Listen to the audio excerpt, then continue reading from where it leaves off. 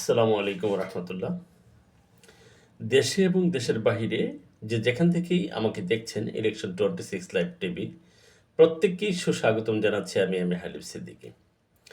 সুপ্রিয় দর্শক শ্রোতা, আপনারা জানেন বর্তমান সময়ে বাংলাদেশের এই ত্রয়োদশ নির্বাচনকে কেন্দ্র করে 22শে জানুয়ারির পর থেকে উত্তপ্ত যেই গণসংযোগ তথা ইলেকশনের ক্যাম্পেইন, সেটি কিন্তু আমরা লক্ষ্য করছি। এখানে অনেকেই বলবার চেষ্টা করছে যে পশ্চিমীয় ধারা তথা ওয়েস্টার্ন কালচারের যেই ইলেকশন ক্যাম্পেইনের ধারাকে ফলো করা হচ্ছে। অনেকেই বলছে যে এটা গতানুগতিক ধারাই ফলো করা হচ্ছে। সেটি আসলে মুখ্য বিষয় নয়। আমি যে বিষয়টি বলবার চেষ্টা করছি, একবিংশ শতাব্দীর এই শেষ লগ্নে বাংলাদেশ যখন একটি সভ্যতার দিকে এগিয়ে যাচ্ছে, তার প্রাক্কালে গত 15.5 বছর ফ্যাসিস্ট রেজিমের মাধ্যমে এই দেশকে যেমনিভাবে আক্রান্ত করেছে, এই দেশের প্রত্যেকটি রন্ধ্রে রন্ধ্রে যেমনিভাবে দুর্নীতির বীজ বপন করা হয়েছে, প্রত্যেকটি গণতান্ত্রিক প্রতিষ্ঠানগুলোকে যেমনিভাবে অগণতান্ত্রিক করা হয়েছে, প্রত্যেকটি স্বায়ত্তশাসিত প্রতিষ্ঠানগুলোকে যেমনিভাবে ফাংশন করতে দেওয়া হচ্ছে না, বিশেষ করে এ দেশকে মেধাশূন্য করবার জন্য, গণতান্ত্রিক পন্থাকে গলা টিপে হত্যা করবার জন্য বিগত ফ্যাসিস্ট রেজিম যেভাবে কর্মকাণ্ড পরিচালিত করেছে, তার ফলশ্রুতিতে দীর্ঘ 15.5 বছর এদেশের মুক্তিকামী মানুষ, মুক্তিকামী ছাত্র জনতা, বিভিন্ন শ্রেণী পেশার মানুষ, তারা কিন্তু তাদের সংগ্রাম অব্যাহত রেখেছে এদেশে একটি সুষ্ঠু ধারার গণতন্ত্র কায়েম করবার জন্য। যদিও আমরা জানি গণতন্ত্রের রূপরেখা হচ্ছে বিভিন্ন দেশের জন্য বিভিন্ন রকম, বিশেষ করে গণতন্ত্রের নেতৃত্ব দানকারী এই ইউএসএ তথা ইউনাইটেড স্টেট অফ আমেরিকা, তাদের গণতান্ত্রিক প্রসিডিউরটা এক এক দেশের জন্য এক এক রকম ফাংশন করে আমরা দেখে থাকছি। বিশেষ করে আফগানিস্তানে তাদের গণতন্ত্রের প্রক্রিয়া বা ধরন একরকম, পাকিস্তানের জন্য একরকম, প্যালেস্টাইনের জন্য একরকম, তাদের নিজেদের দেশের জন্য একরকম, বাংলাদেশের জন্য একরকম। কিন্তু আমরা কোনো পরাশক্তিকে ভয় না করে, কোনো আধিপত্যবাদকে ভয় না করে, আমরা নিজস্ব স্বকীয়তায় মাথা উঁচু করে দাঁড়াবার জন্য যে সংগ্রামটি আজীবন করে আসছে, আমরা প্রত্যাশা সেই সংগ্রামেকে বিজয়ী হওয়ার খুবই দ্বার প্রান্তে আমরা অবস্থান করছি। সুপ্রিয় দর্শক শ্রোতা, আপনারা যারা আমাকে দেখছেন, আপনারা জানেন যে নির্বাচনী আবহাওয়া এখন একেবারে মাঠের সেই স্টল থেকে শুরু করে একেবারে সেই রাজদরবার পর্যন্ত এখন পরিগণিত হচ্ছে, প্রচারিত হচ্ছে, পর্যালোচিত হচ্ছে। রাজনীতির ময়দান কোন দিকে গড়াচ্ছে সেটিকে।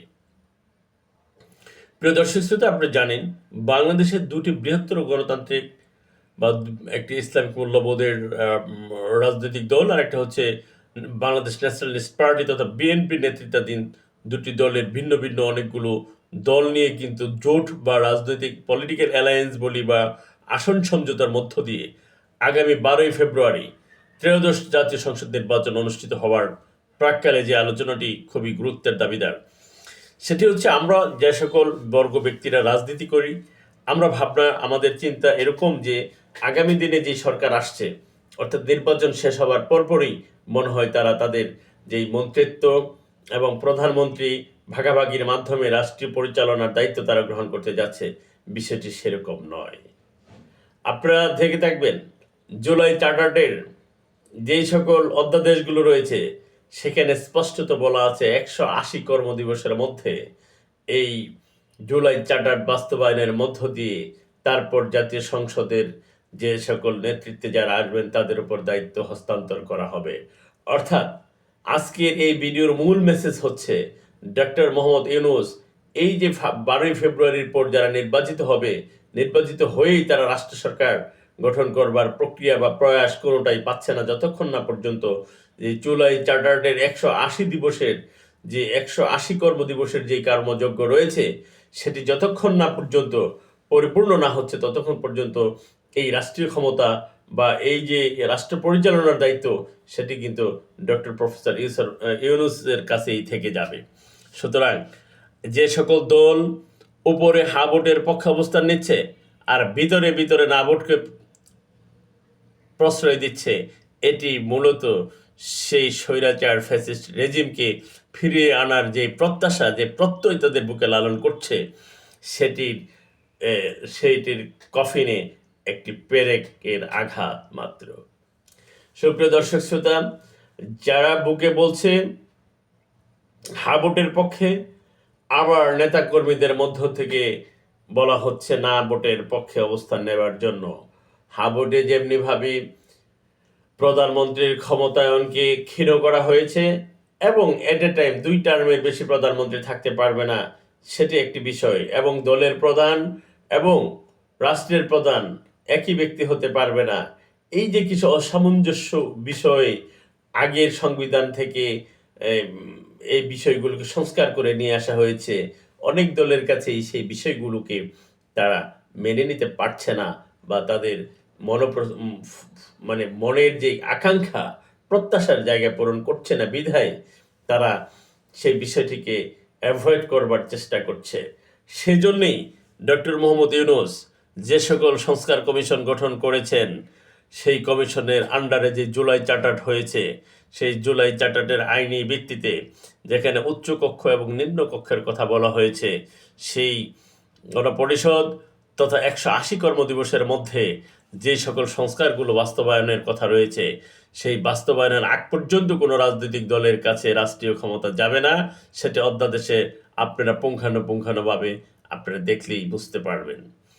সুতরাং যারা রাষ্ট্র পরিচালনার দিবা স্বপ্ন দেখছেন, যারা মন্ত্রিত্ব ভাগাভাগি করছেন, যারা ডেপুটি স্পিকার এবং স্থায়ী কমিটির সভাপতি ভাগাভাগি করছেন, যারা রাজনীতিকে ভাগাভাগি করছেন, রাজনীতির হালুয়া রুটির ভাগাভাগি করছেন, তাদের জন্য অত্যন্ত দুঃসংবাদটি হচ্ছে আজকে সেটি হচ্ছে ডক্টর মোহাম্মদ ইউনূস কোনো কাঁচা কাজ করেননি।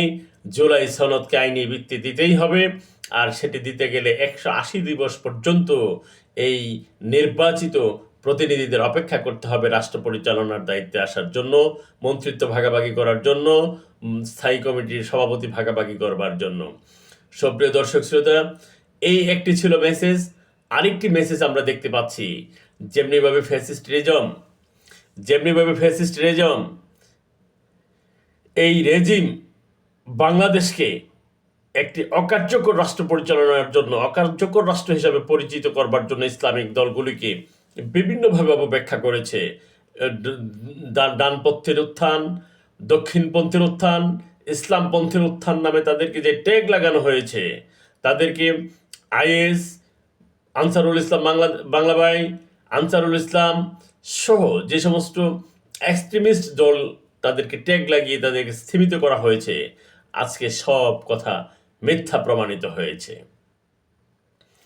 আপনারা লক্ষ্য করলে দেখবেন, ফ্যাসিস্ট রেজিমের সময় অসংখ্য সেনাবাহিনীর চৌকুশ কর্মকর্তাদের 2009 সালের 25-26 ফেব্রুয়ারিতে নির্মমভাবে গুলি করে এই তথা ভারতীয় আধিপত্যবাদের নির্দেশে এদেশকে মাঝা ভাঙ্গার যে চেষ্টা করা হয়েছিল, শাপলা চত্বরে মুসলিম গণহত্যার মধ্য দিয়ে এই দেশকে, ইসলামকে চিরতর হত্যা করবার যে চেষ্টা করা হয়েছিল, এদেশে ঘুমের নামে যে অমানবিক কর্মকাণ্ড পরিচালিত হয়েছিল, সবগুলির বিপক্ষে যদি আপনি অবস্থান নেন, তাহলে অবশ্যই আপনাকে হা ভোটকে জয়যুক্ত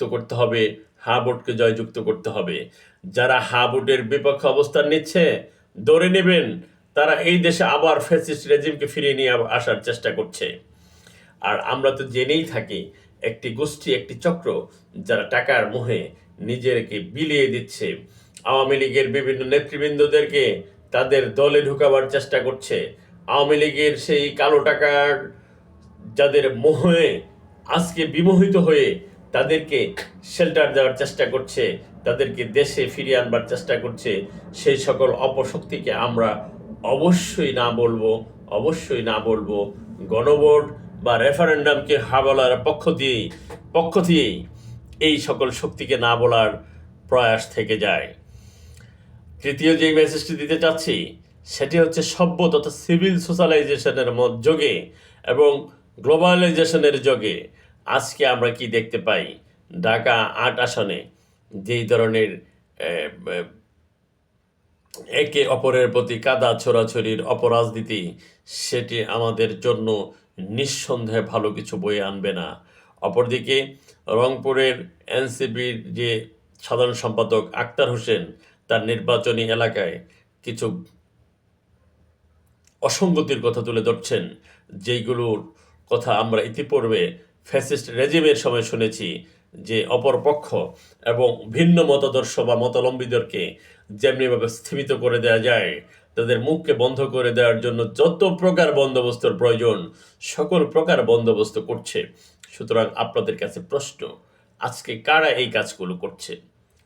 নাসিরউদ্দিন পাটোয়ারির উপর যে হামলা 22 জানুয়ারি ঢাকা 15 আসনে যেই হামলার ঘটনা ঘটেছে এবং এনসিপি সাধারণ সম্পাদক নাহিদ হোসেন যেই অভিযোগ করেছে যেই হামলার কথা, সেগুলো সবগুলো এক সূত্রে গাঁথা। সুতরাং আমি দুটি বৃহত্তর দলের যেই নেতৃত্ব রয়েছেন, বিশেষ করে তারুণ্যের অহংকার খ্যাত তারেক রহমানকে বলবো, আপনি এই সকল বিষয়গুলোকে একেবারে শক্ত হস্তে দমন করুন। এবং জামাত ইসলামের যিনি আমির রয়েছেন, আপনাকেও আমি বলতে চাই, আপনার যে দলের নেতা শেরপুর শ্রীবর্দী থানা জামাতের সেক্রেটারি মাওলানা রেজাউল ইসলামকে হত্যার মধ্য দিয়ে বাংলাদেশে যেই ফ্যাসিস্টকে ফিরিয়ে নিয়ে আনবার অথবা ফ্যাসিস্ট কায়দায় রাষ্ট্র ব্যবস্থা অবতরণ করবার যে প্রচেষ্টা করছে, সেটিকে আপনারা না বলুন, নায়ের পক্ষে অবস্থান নিন। তারেক রহমান, আপনি হা ভোটের পক্ষে অবস্থান নিন, যেমনিভাবে শফিকুর রহমান সাহেব হায়ের ভোটে প্রত্যেকটি জনসমাবেশে হায়ের পক্ষে উনি কথা বলছেন, আপনাকেও সেইভাবেই কথা বলবার উদারত আহ্বান জানাচ্ছি।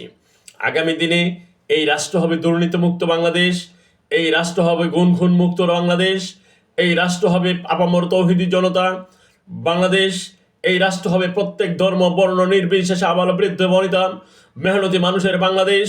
এই বাংলাদেশে আর কখনো নির্যাতন নিপীড়ন ফিরে আসবে না। এই বাংলাদেশে পুলিশ কখনো রাজনৈতিক দলের কর্মকাণ্ড এবং গুন্ডা বাহিনীতে পরিণত হবে না। এদেশে কখনো আর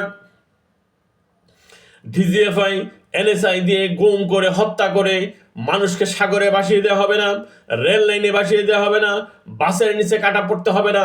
সেরকম একটি সুখী সমৃদ্ধ বাংলাদেশ গড়বার প্রত্যয় নিয়ে যে 36 জুলাই প্রতিষ্ঠিত হয়েছিল, ছাত্র জনতাকে শুরু করে এদেশের সকল শ্রেণী পেশার মানুষ যেই যুদ্ধে ঝাঁপিয়ে পড়েছিল, যাদের তাজা রক্তের বিনিময়ে আমরা পেয়েছি এই বাংলার দ্বিতীয় সূর্য স্বাধীনতা, সেই স্বাধীনতাকে আমাদের টিকিয়ে রাখবার জন্য আগামী 12 ফেব্রুয়ারি 2026 সালের নির্বাচনে অবশ্যই আমাদেরকে গণভোটে হায়ের পক্ষে অবস্থান নিতে হবে, অন্যায়ের বিরুদ্ধে অবস্থান নিতে হবে। সেই জন্য যদি আমাকে বাংলাদেশ জাতীয়তাবাদী দলের কর্মী ঘোষণা করা হয়, আমি সেটি হতে প্রস্তুত। সেজন্য যদি আমাকে বাংলাদেশ জামাত ইসলামের কর্মী হতে বলা হয়, সেটি হতে আমি প্রস্তুত। কিন্তু ভারতীয় আধিপত্যবাদ এবং যুক্তরাষ্ট্রের গোলামি এবং ইউরোপীয় ইউনিয়নের গোলামি এবং বহির্বিশ্বের গোলামিকে আমরা মেনে নিতে পারবো না। আমরা শির উঁচু করে দাঁড়াবো। আমরা মুসলমানের জাতি, এখানে প্রত্যেক ধর্ম বর্ণ নির্বিশেষে প্রত্যেকের নিরাপত্তা দেওয়ার দায়িত্ব আমাদের। সুতরাং আসুন আমরা 12 ফেব্রুয়ারি এই ত্রয়োদশ নির্বাচনে গণভোটে হায়ের পক্ষে অবস্থান নেই এবং সংসদীয় দলের রাজনৈতিক দলে যারা অবস্থান করছে, যাদের অবস্থান এই জুলাই চার্টারের ভিত্তিতে হবে, যাদের অবস্থান জুলাই চার্টারকে সমর্থন করবে, যাদের অবস্থান দুর্নীতির বিপক্ষে হবে, যাদের অবস্থান এই দেশের গুম খুন হত্যার বিরুদ্ধে হবে, যাদের অবস্থান আমাদের মেহনতি মানুষের পক্ষে হবে, তাদের পক্ষে অবস্থান নিন। আমাদের কোনো আক্ষেপ বা কোনো ধরনের প্রতিকার পদক্ষেপ নেই। আমরা আপনাদেরকে সাধুবাদ জানাবো। তবে হ্যাঁ পক্ষের বিরুদ্ধে যারা অবস্থান করবে, তাদের জন্য আমাদের আরেকটি লড়াইয়ে আবির্ভূত হতে হবে। সেই লড়াই যেন আমাদের নামতে না হয়, সেই আহ্বান রেখে দুটি দলের যারা নেতৃত্বে রয়েছেন তাদেরকে বলবো, হা ভোটকে জয়যুক্ত করুন। আর যদি হা ভোটকে জয়যুক্ত না করেন, তাহলে প্রত্যেকের এই মুক্তিকামী মানুষের গলায় রশি পরবার প্রস্তুতি গ্রহণ করুন। তাছাড়া যে কথাটি বলতে যাচ্ছি, আগামী নির্বাচনের পর 180 কর্মদিবসের মধ্য দিয়ে কোনো রাজনৈতিক ব্যক্তিত্ব বা কোনো নির্বাচিত শক্তি ক্ষমতা রাষ্ট্র ক্ষমতা পরিচালনার জন্য আসতে পারবে না। সেই রকম বন্দোবস্ত এই যে জুলাই চার্টার সেখানে নেই। সুতরাং আপনাদের বাঁচবার কোনো উপায় নেই, কোনো উপকার নেই। সুতরাং হ্যাঁ ভোটকে হ্যাঁ বলুন, অন্যায়কে না বলুন, দুর্নীতিকে না বলুন এবং সৎ এবং যোগ্য লোককে সমর্থন দিয়ে সংসদে নিয়ে আসুন। উচ্চ এবং নিম্ন কক্ষের ব্যালেন্সের মধ্য দিয়ে আগামী দিন ফ্যাসিস্ট রেজিমকে চিরতরে তাদের দরজা বন্ধ করার একটি বন্দোবস্ত করুন, সেই আহ্বান জানিয়ে আজকের মতো শেষ করছি। সকলকে ধন্যবাদ। আসসালামু আলাইকুম।